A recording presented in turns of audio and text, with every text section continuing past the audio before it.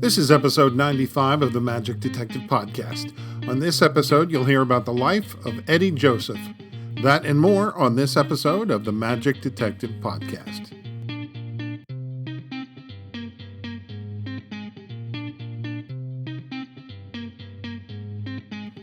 Hello and welcome to the Magic Detective Podcast, your podcast home for magic history. I'm your host, Dean Carnegie. I am the Magic Detective, and this is episode 95.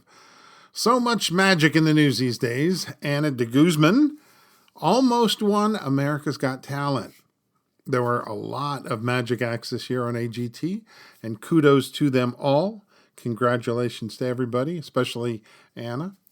Our friend John Cox won the Milbourne Christopher Award, and but decided that wasn't good enough, and went on a self-proclaimed ambassador's tour, where he basically visited a ton of Houdini sites in the region that he was in.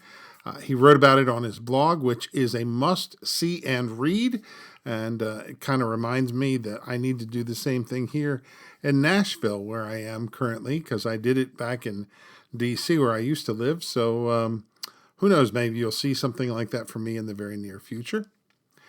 It is October, it's Magic Month, and I have a huge announcement to make, except I can't make it yet.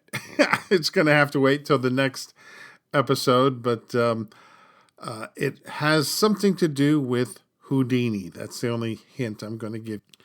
Now, as to today's podcast, this sort of came about almost by accident. Someone had posted a photo on one of the Facebook magic groups asking about a certain type of escape apparatus, and I saw the post on my phone. And when I saw the picture, I knew instantly what it was, but I realized, hey, I don't really know the history of this particular prop. So I decided to go ahead and do a little bit of research and look it up, and I found out what it was. And then I was about to go on that same page and post, here's what it is, here's the history of it. But when I went back to the page, I saw that same picture in a larger view, and I realized, oh, this isn't what I thought it was. So I really couldn't make a comment to that. But then I began to realize, well, this particular prop has a unique history. And it got me thinking about how, folks like Jay Marshall, of course, has passed, and recently Max Maven has passed away. And these guys, they knew everything about magic and the origins of particular tricks, and we're going to be losing that soon if we're not careful.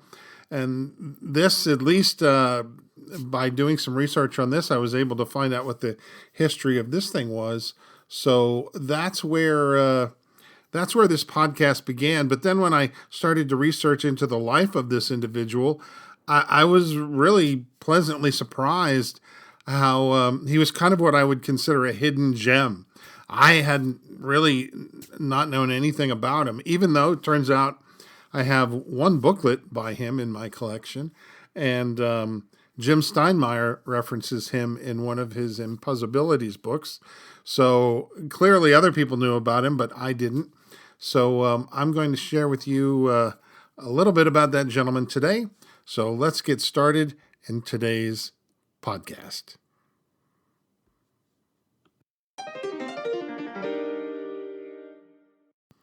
As I just mentioned, today's individual is a hidden gem, someone very new to me, but he's not really new to the magic world. And I think older generations are probably going to be familiar with him. Eddie Joseph was his name. Eddie was born December 3rd, 1899 in Calcutta, India. His interest in magic came early, but it really took off when he witnessed a performance by the great Nicola. And by the way, I will be featuring Nicola in an episode during season 6. Suffice to say, Nicola traveled with a huge show of magic and illusions and presented quite the spectacle. An article in the New Tops, by the way, later in Eddie's life, says that his interest in magic began around age 14 and doesn't mention Nicola specifically, but does say that he had seen people like Carter the Great, Nicola, and others. So it kind of lists an additional illusionist in that mix. And he saw these acts numerous times, not just once. So all of this, no doubt, spurred on his interest in magic. And he became a part-timer at the age of 18. It wasn't until he was 45 that he turned professional. So in his 40s, he decided that, well, the magic life was for him. No doubt he was very popular as a part-timer, which led to this decision. Eddie Joseph began corresponding and writing for magic magazines rather early.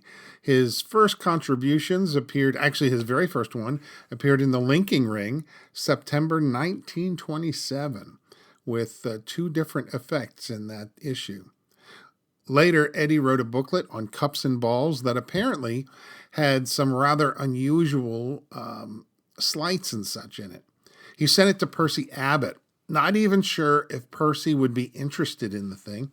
And turns out that Percy liked it so much, he published and started selling it before he even wrote back to Eddie. And that would establish a very long-term relationship between Eddie Joseph and Abbott's Magic Company.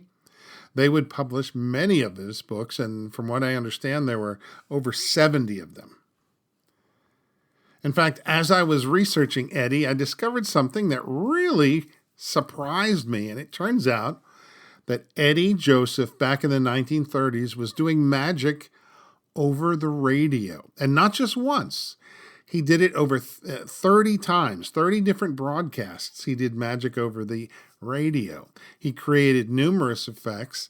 Now, if we fast forward to today, we just wrapped up our pandemic days when magicians began to do virtual shows over the internet and included these interactive magic tricks that felt like something brand new.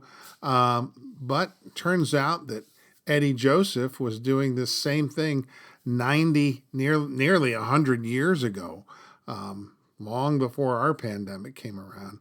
And then I remembered that's where I had first seen the name Eddie Joseph. It was in one of the Impossibilities books by Jim Steinmeier. He mentions Eddie Joseph in there. And then I had to dig a little deeper, and I decided to go ahead and purchase some of Eddie's booklets, which, believe it or not, are still available. There was one that was called Male Mentalism. Now, that's male as in the postal service, not the gender. Apparently, Eddie was also using these radio techniques that he had created to do essentially postal mentalism as well. He would write letters to individuals that had all the instructions in them, and they could sit down with the letter and follow along with the instructions and do these particular tricks. Now, I was aware in the past that there were some phone tricks, I think we used to call them. They were very, there were only 2 that I knew of, and they were kind of hokey. And I knew that there were some radio tricks, but not really a lot of that. I just had no idea who started this trend, and I had no idea that it went back, like I said, nearly 100 years ago. This was an amazing discovery. Back to Eddie's career, he was honored to perform at the Silver Jubilee show for King George V. That's a feather in your cap right there. In 1945, Eddie Joseph turned professional. He played many exclusive clubs and party dates in and around Bombay. He created a 2-person mentalism act with his wife, Sarah. And the write-ups point to the fact that his act uses no apparatus, only borrowed objects. Also, a special note that his mental act was presented very fast. And this is kind of an important note for back then.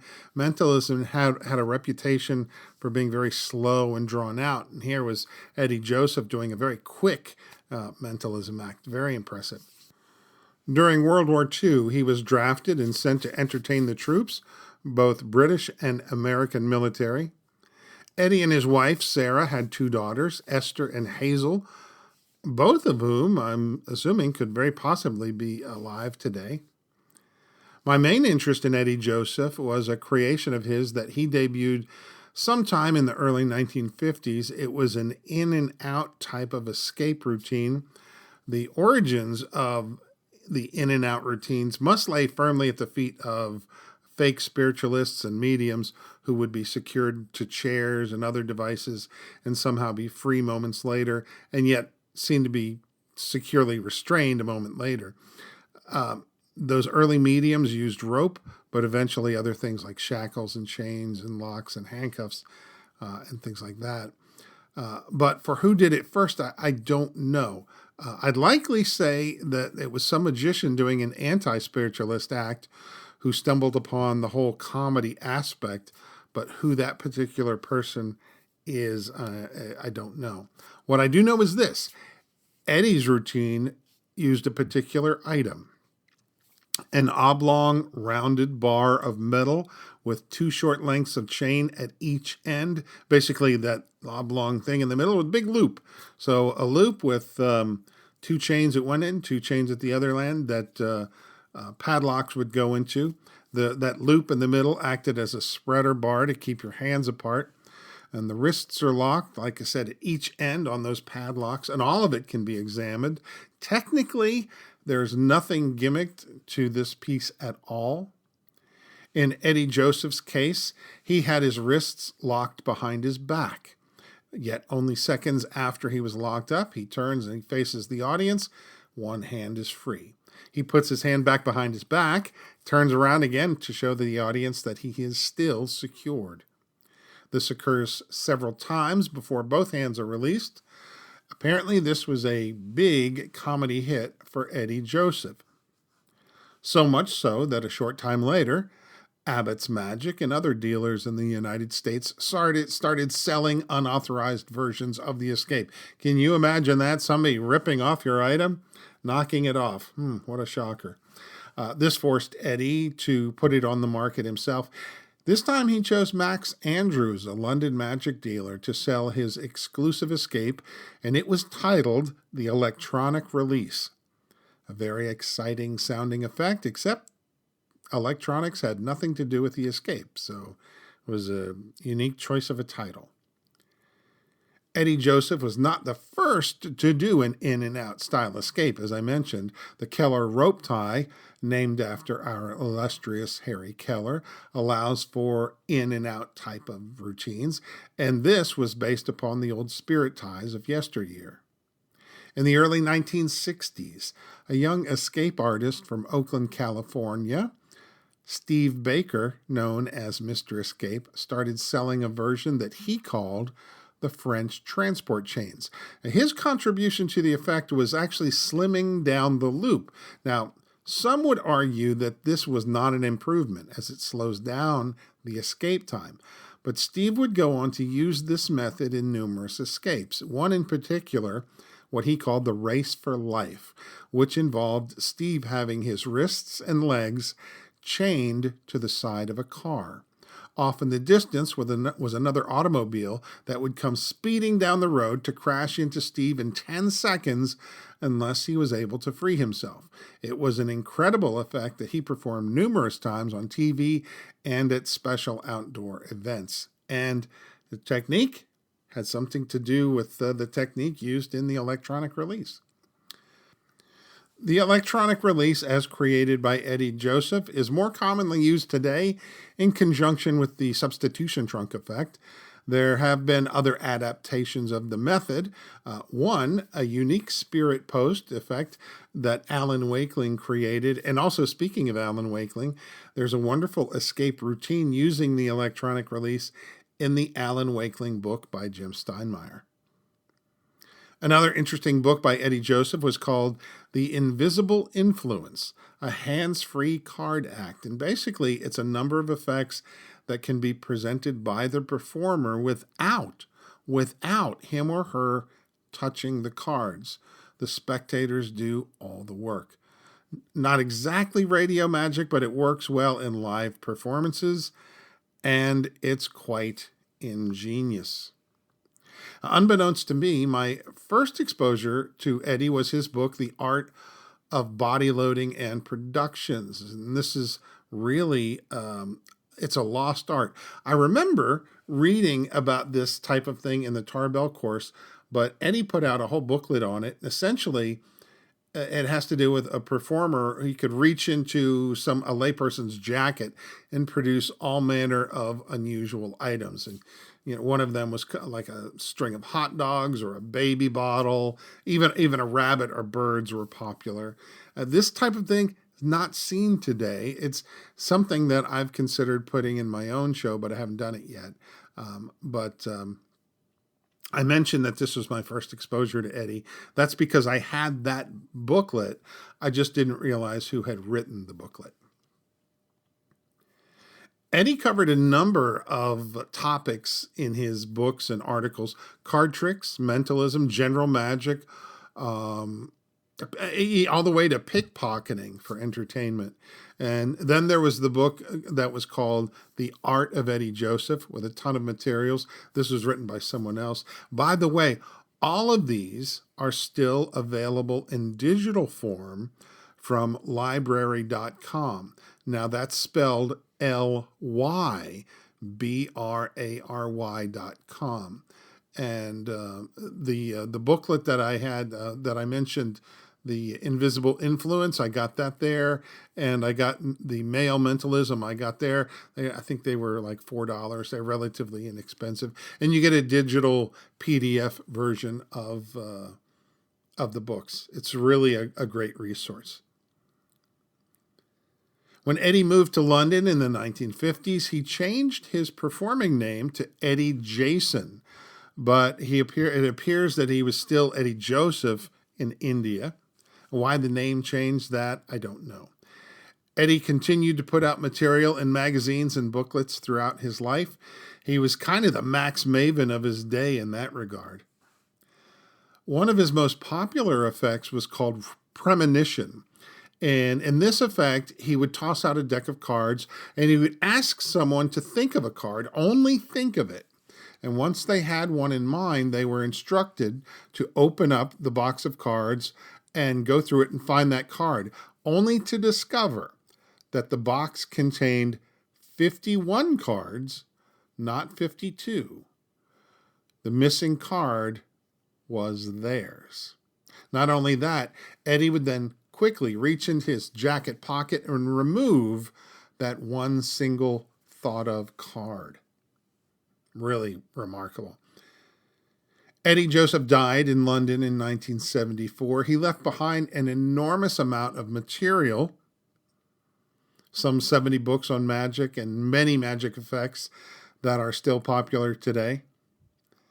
Now, I wanted to finish the podcast today a little bit differently, so I'm going to present to you a piece of magic created by Eddie Joseph.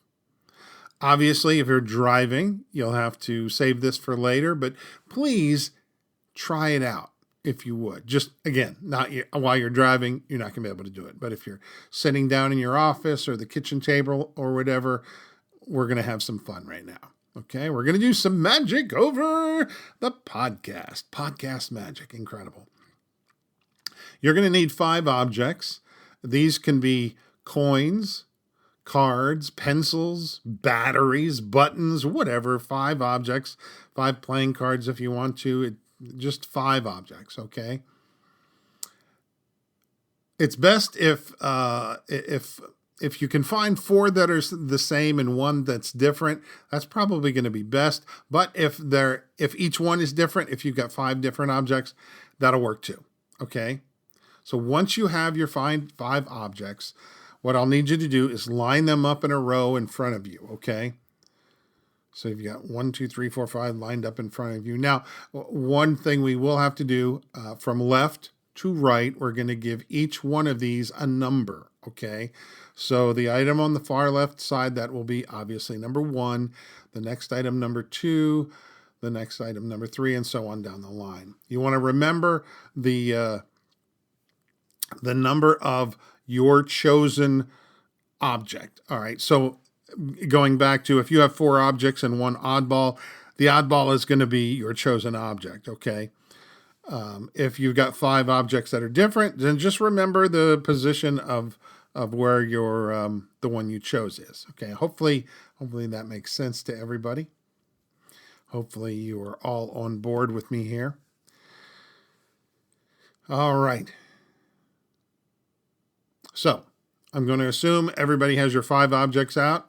I'm going to assume you've chosen one and you remembered the number of the position that is. That number is just going to be your secret number. So if we're all ready, we're going to continue. So what I want you to do is take the object that is on your far left-hand side, pick it up and move it all the way over to the far right-hand side. Now, take the next item on the far left-hand side and move that all the way over to the far right-hand side. Next, do you remember your secret number, the one that I mentioned a couple minutes ago? Whatever that number is, you'll move that many objects one at a time from the left side to the right side. Okay?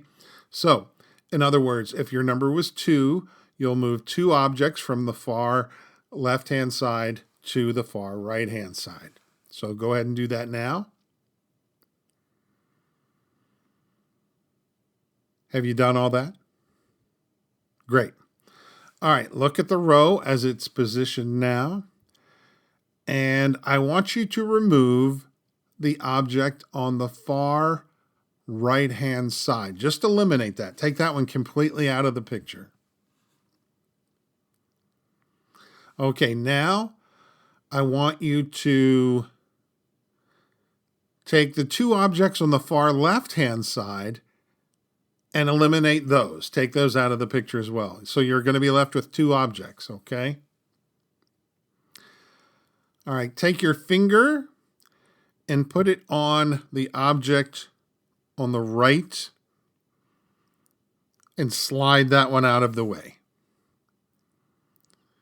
You should be left with 1 item, and that one is your chosen item.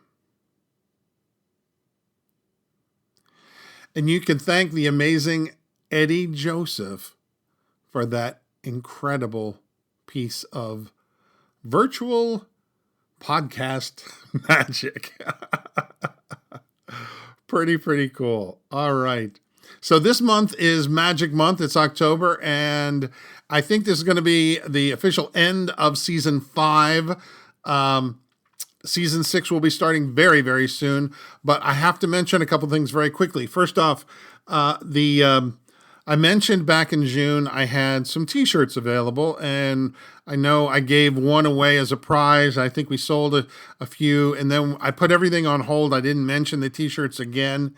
Basically, my t-shirt guy went out of town for vacation, and I wanted to wait until I got back to start promoting everything again. What we're going to do, because this is Magic Month, as the t-shirts on the site are on sale. Okay. So, and why do I have t-shirts? Well, the reason I decided to go ahead and do a t-shirt to begin with was, one, so, a lot of times fans of the podcast will ask if we have this kind of thing. I think 2 people had asked about that. But also it helps me to help pay for the podcast, because everything that you hear, it comes out of my pocket. I have to pay every month to keep the podcast alive. If I stop paying, all 94, 95 episodes disappear from the internet. So in order to keep everything going, it's this will raise a little bit of money along the way. But as I mentioned, in the month of October, the t-shirt is on sale. So we've dropped the price a little bit. And how do you get a t-shirt? Well, I'm glad you asked. If you go to magichistorian.com, that's magichistorian.com, that'll take you over to the t-shirt site, okay? And we have everything from small to, I think, XXX. Now, the larger sizes, I think XX and XXX, they're a little bit more. They're still discounted, but they're a little bit more than the small, medium, and large. So if you could, go over there, help support the podcast, and any t-shirt that you purchase is appreciated. One other thing that I would like for you to do, if you do buy a t-shirt, please take a picture of yourself wearing the t-shirt and post it over on the Facebook group page. that would be super awesome. I'd really appreciate that. That'd be great. And if you've already purchased one in the past, if you wouldn't mind taking a picture of yourself wearing the t-shirt, that'd be awesome. So again, the site is magichistorian.com to get your t-shirts, and the sale price will be up for the month of October. So that'll be great. I mentioned earlier that I have a huge announcement coming soon, so stay tuned for that. It does involve Houdini if I'm able to get all this put together. If not, I may have to save it for next year, but I really want to do something with it this year. So stay tuned. That means that the first episode of season 6 is going to show up a little sooner than normal. So I'm excited about that. That, my friends, is going to do it for this episode of the Magic Detective Podcast. I'm Dean Carnegie. I am the Magic Detective. Thank you for listening. I really do appreciate it. Please be well, stay safe, and don't forget to get your t-shirts at magichistorian.com. And I will talk to you very, very soon.